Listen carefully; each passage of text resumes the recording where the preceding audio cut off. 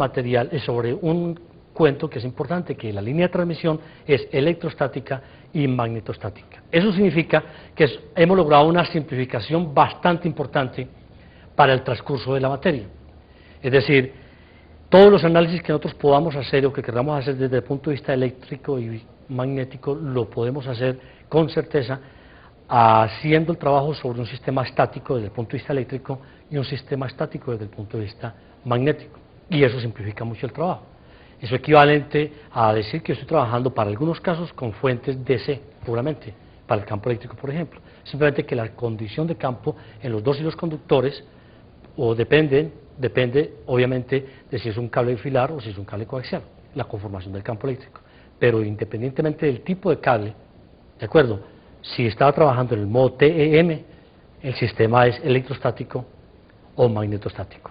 Muy bien, pasemos ahora al postulado número 5, que es el postulado que hace el eje central de la clase de hoy.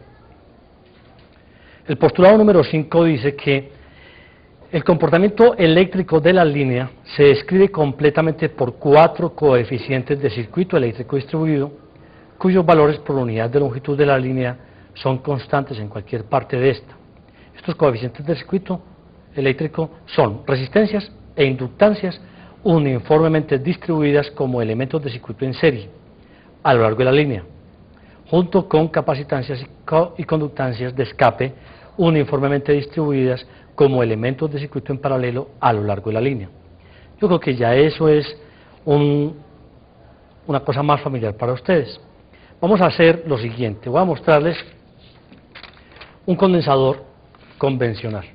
Este es un condensador que tiene un par de placas paralelas y cuya ecuación de capacitancia es permitividad multiplicada por S sobre D, o sea, D es la separación entre las placas, y nosotros nos vamos a colocar en esta posición. Vamos a mirar la distancia fija y vamos a medir un área.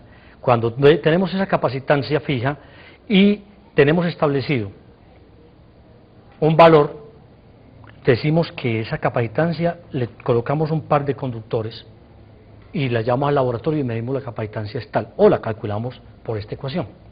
Ahora miremos lo siguiente. Esta ecuación que yo tengo acá,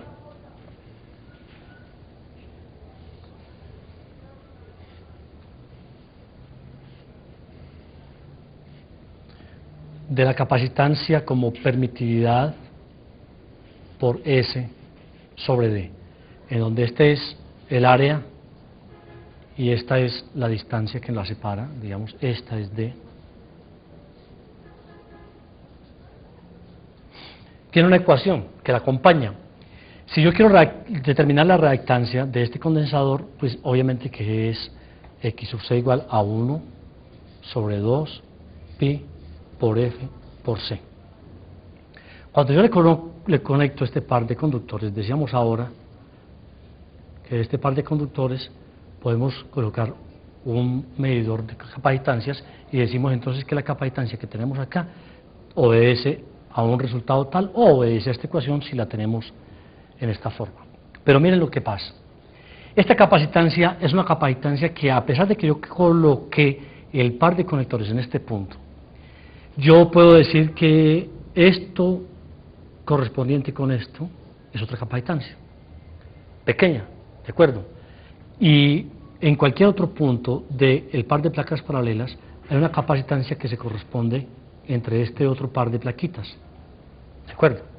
Es decir, si yo pienso en la capacitancia total que estoy tomando en este par de extremos, lo que tengo que decir es que en última instancia ellos recogen el resultado de un conjunto infinito de capacitancias que tengo entre el par de placas paralelas, ¿de acuerdo?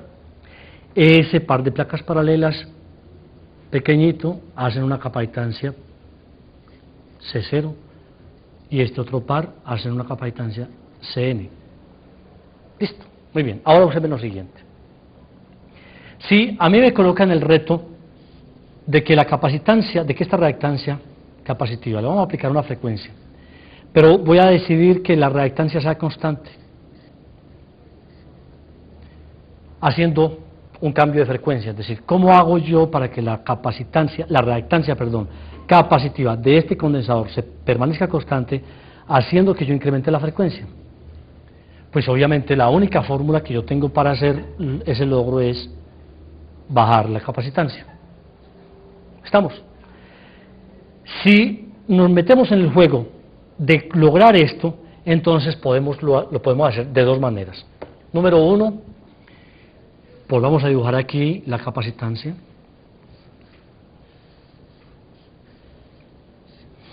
Vamos a incrementar la frecuencia y a disminuir la capacitancia. Tenemos dos alternativas. Como la capacitancia es la permitividad por S sobre D,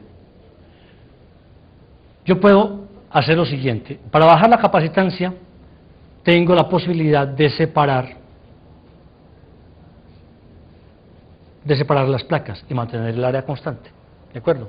La otra alternativa, que es más fácil de resolver, es dejemos la distancia constante y disminuyamos el área de las placas. ¿De acuerdo? Con base en ese criterio, yo puedo avanzar en esta dirección y tener entonces un par de placas más delgadas, como esta, manteniendo la distancia constante. Aquí mantengo la condición de que D permanezca. Sucesivamente, si sigo en esa dirección, entonces yo puedo llegar a tener un par de plaquitas más pequeñas, mucho más delgadas, y podemos llegar hasta tal punto que lo que yo tengo es un par de conductores. ¿De acuerdo?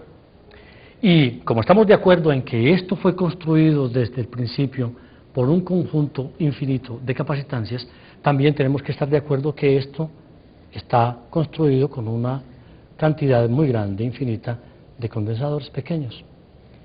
Y en última instancia estamos diciendo que el área S es tan pequeña que prácticamente la dimensión, esto es un alambre, y el área de las placas del conductor se han bajado a tal punto que estos son simplemente un par de conductores, pero la característica y la naturaleza de donde partimos se mantiene.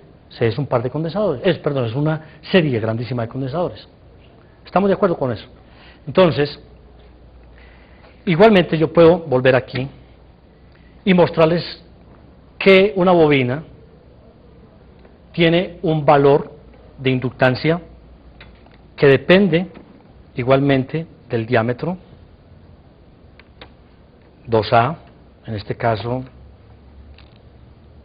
este valor que hay acá, y que depende también del número de vueltas.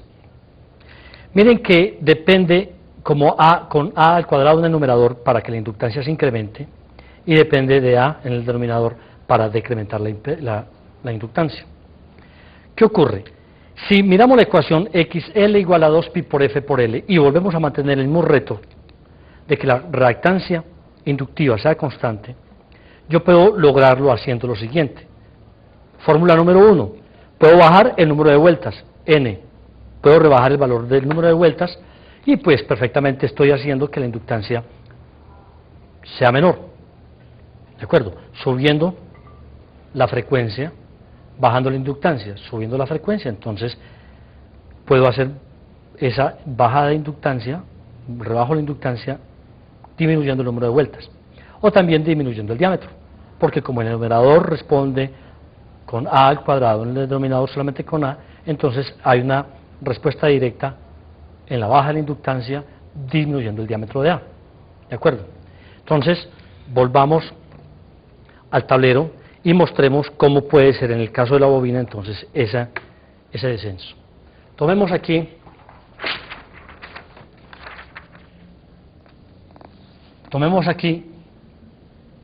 la bobina y empecemos el tránsito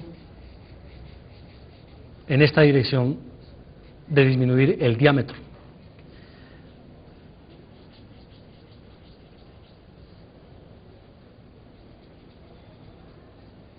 Hasta tal punto que nosotros tenemos que coincidir en que este conductor que hay acá es una bobina que tiene una reactancia X sub L igual a la que inicialmente planteamos, 2pi por F por L. ¿Estamos? Es un solo conductor aquí Mejoremos este dibujo para que...